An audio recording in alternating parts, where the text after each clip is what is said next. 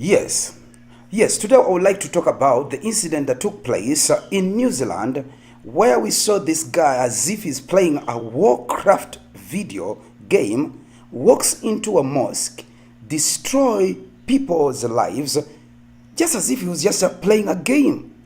And I am going to talk about three components. But before I do that, talk about the three components, let me just send my condolences to those who have lost their beloved ones. My condolences goes out to them. Now let me talk about three components. These components are very, very toxic and dangerous. Why? Because they have been given a right to express themselves through this selfish, democratic freedom of expression, where people get to first. Let me talk about the first component. The first component is the fact that right now hate speech goes. You find that groups of racists, anti-Semites, they have the right to use hate speech against anybody, and this hate speech always generates into putting a gun or putting a weapon into somebody's hands to express that hate, because he feels that the ones who are spoken against via this hate speech, they need to be eradicated because they don't have the right to live. There is a hate speech of calling them Islamic or the Muslims to be the terrorists in the Western world. And this is an agenda where they want to rise up hate within the Western world, hate to go against the Muslim. And they use hate speech to create and to generate that. So you can see that hate speech has been expressed through this guy's lifestyle, where he took a gun as if he was playing some Warcraft game, shooting and destroying mothers and fathers who are in a mosque praying at the time of their prayer time. Now the second component is the fact that we have things that we consume by that are sold onto us. But because of this, again, selfish expression of democracy that is given to the people, we allow certain games like the Warcraft games that most of the children play. You could see the reflection. This guy was just a real fan of Warcraft games. You can see that these Warcraft games contributed to his way of tactics, the way he was moving, the way he was holding the gun, the way he was shooting. You could see that this is a real Warcraft video game player. And here he was, but this time he was not playing that video game. He was literally shooting real people in real time, in real life.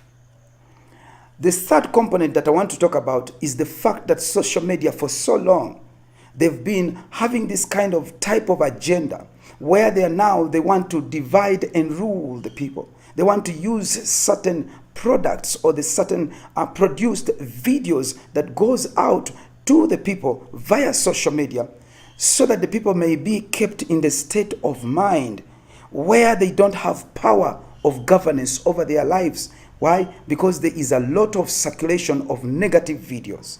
You see that negative videos where people are expressing their bad manners, the worst of their life. These videos are commented, these videos are circulated, these videos have a big number. Even there is a lot of pushing and marketing that is done to these videos through social medias like YouTube, Facebook. They promote and they push them up front. Why? Because they want to continue to keep the people in this type of mindset where they show the bad part of the people's lives, where people share their worst lifestyles and their worst negative behaviors on social medias.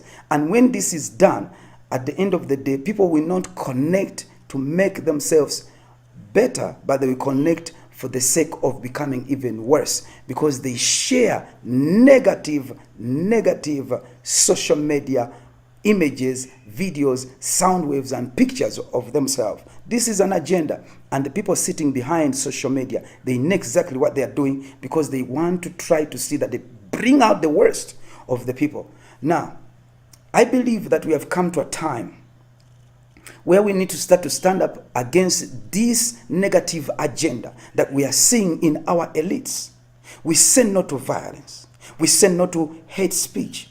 We say no to things that we see that devalue us or take away our value and degrade us, and start to demand to see positive things exposed more about our lives.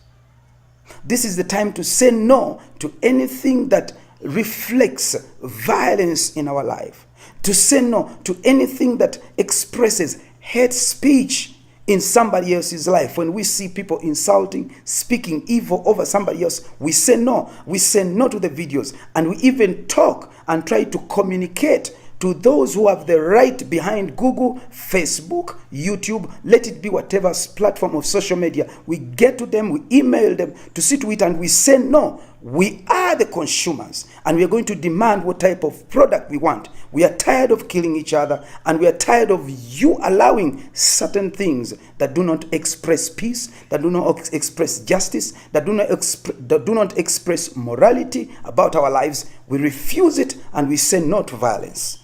This is the time to start to stand up. It is 400 years since the boat of slavery touched in Virginia until the year 2019. Yes, 1619 to the year 2019. That's 400 years. And I think this is right about time. 400 years, we have suffered enough. And this is enough. This is the time to stand up for our rights, our moral values, and say no to violence. The voice you've been listening to, this is Apostle Ngabo from the Council of Ngabo, all the way from the land of Kush, the Pearl of Africa, Uganda, the Council of Ngabo, God's courthouse. Say no to violence and say yes to peace.